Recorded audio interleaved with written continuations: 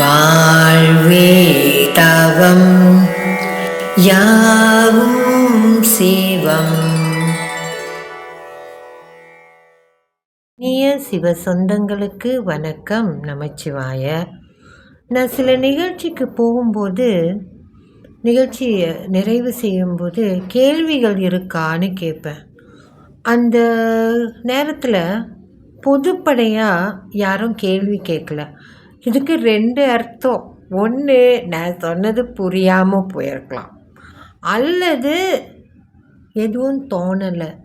2ல் எது நிஜம்னு இன்றைக்கி வரைக்கும் எனக்கு தெரியாது. ஆனால் என்னோடய பயணத்தில் நான் உணர்ந்த ஒரு முக்கியமான விஷயம் என்னன்னா, கேள்விகள் வராமல் தெளிவுகள் பிறக்காது.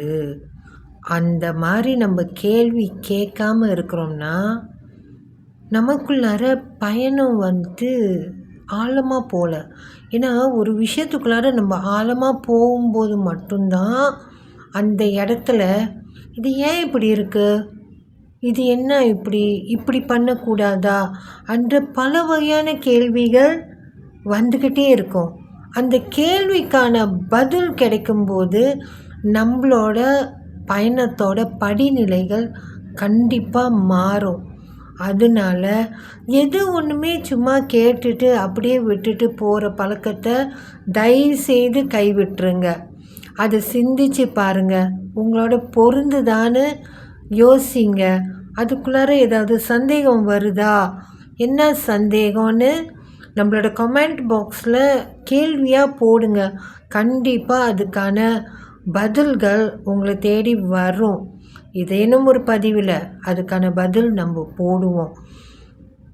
இது ஏன் நான் திடீர்னு வலியுறுத்துறேன்னா, பயணங்கள் சும்மா போயிட்டுருக்கு.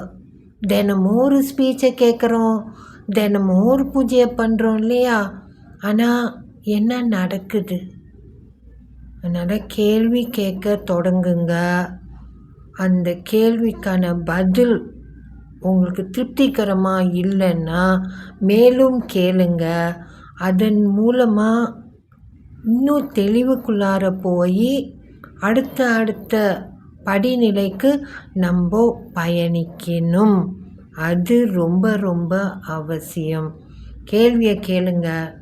நம்மோடு எப்போவுமே நின்று வழிநடத்தும் ஈசன் நமக்கு அந்த தெளிவை கொடுத்து விடுவான்.